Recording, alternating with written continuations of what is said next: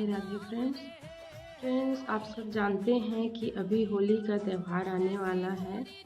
और जो होली का हमारा त्यौहार होता है बहुत प्राचीन काल से मनाया जा रहा है। और साथ ही साथ प्राचीन काल से मनाने के साथ ही साथ हमारा जो होली का त्यौहार है वह धार्मिक दृष्टि से भी मान्यता रखता है। और जो है इस त्यौहार को मनाने के लिए त्योहार है बहुत ही शुभ माना जाता है, प्राचीन काल से मनाया जाता है। और इस त्यौहार के दिन कहा जाता है कि बुराई पर अच्छाई की जीत होती है। तो आइए हम जानते हैं कि बुराई पर अच्छाई की जीत क्यों हुई और साथ ही साथ होली का जो त्यौहार है क्यों मनाया जाता है। तो फ्रेंड, यह कहानी सुनने से पहले आप लोगों से कहना चाहती हूँ कि अगर आप लोग मेरे वीडियो को फर्स्ट टाइम देख रहे हैं तो आप मेरे वीडियो को लाइक और सब्सक्राइब ज़रूर कीजिए। और मैं अपनी तरफ से कोशिश करती हूँ कि जो भी त्यौहार आता है उसका वीडियो बनाने के लिए, तो आप मेरे वीडियो को सब्सक्राइब करेंगे तो आपको जो है हर तीज त्यौहार के बारे में जानकारी मिलती रहेंगी। तो जैसे कि मैंने कहा, धार्मिक दृष्टि से यह त्यौहार भी बहुत महत्वपूर्ण माना गया है। तो इसकी कहानी यह है कि प्राचीन काल में एक असुर था जिसका नाम था हिरण्यकश्यपु।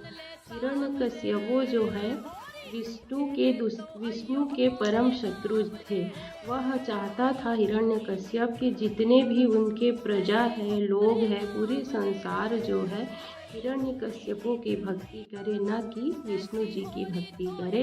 और इसीलिए सबको अपने भक्ति करने के लिए असुर राज हिरण्यकश्यप खुद की भक्ति करने के लिए लोगों के ऊपर अत्याचार करता था। और साथ ही साथ जो भी व्यक्ति को पाता था कि भगवान की पूजा पाठ करके उनको जो है अपराध समझ के सज़ा दिया जाता था। कि तो उनकी जो प्रजा थी वह डर की वजह से हिरण्यकश्यपों की भक्ति करते थे, उनकी पूजा पाठ करते थे। पर देखिए भगवान की लीला कितनी अच्छी है कि उन्हीं के घर में ही विष्णु जी का परम भक्त का जन्म हुआ, अर्थात प्रहलाद का।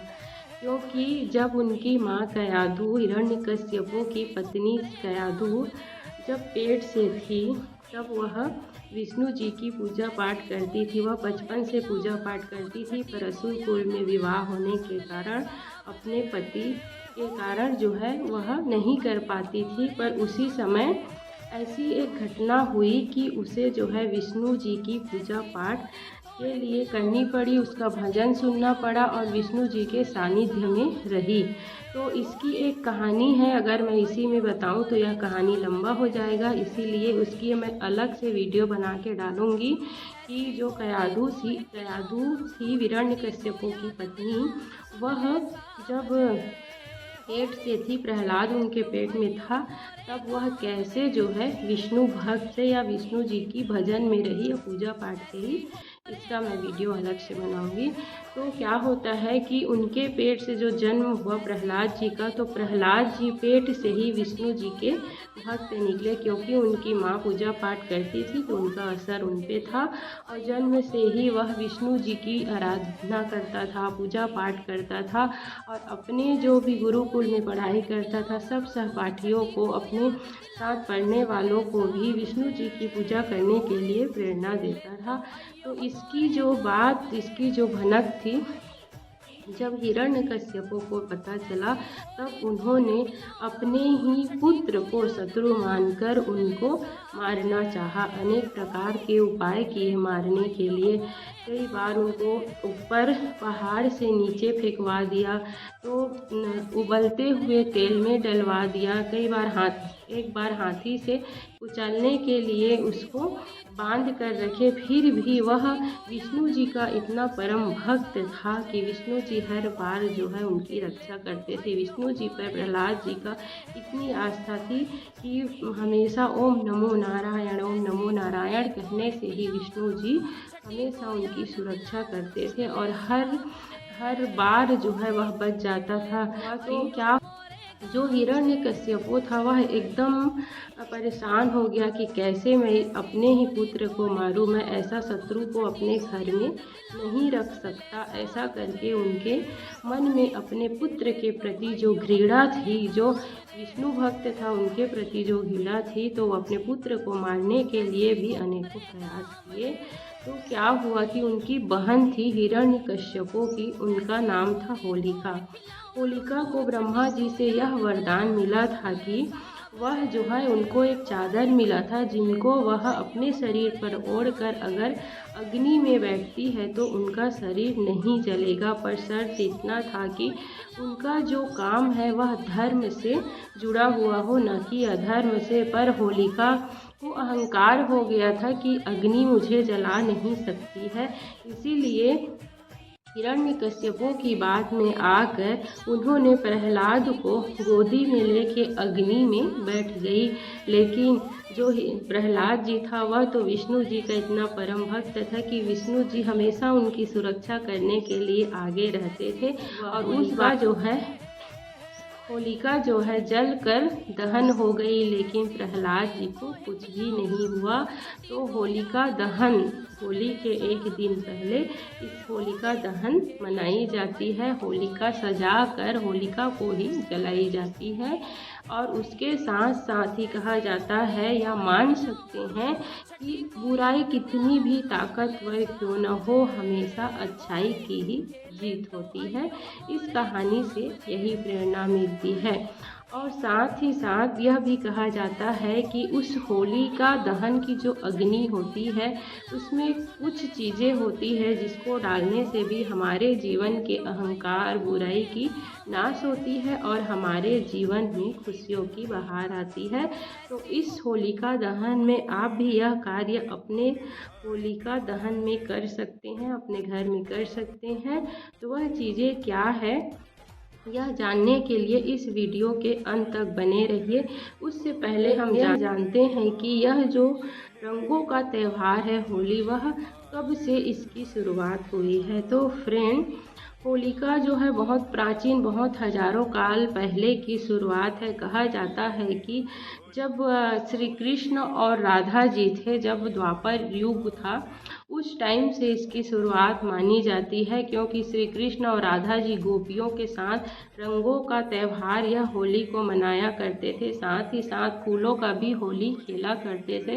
तभी से जो है यह त्यौहार जो है मनाया जाता है। तो हजारों काल पुरानी यह त्यौहार है और इसका जो उल्लेख है कई पुराण और ग्रंथों में भी होली त्यौहार का उल्लेख मिलता ही है। प्राचीन काल से जब श्री कृष्ण और राधा जी रंगों की या फूलों की होली खेलते हैं, तो आज भी वृंदावन में उसी तरह की होली खेली जाती है। वृंदावन का दृश्य होली में बहुत ही अलग, बहुत ही मनमोहक, बहुत ही सुंदर दृश्य रहता है। तो कभी भी आपको वृंदावन इस समय जाने का मौका मिले, अवसर मिले, तो ज़रूर फ्रेंड जाइए, वहाँ श्री कृष्ण जी के होली का दर्शन करके ज़रूर आइए।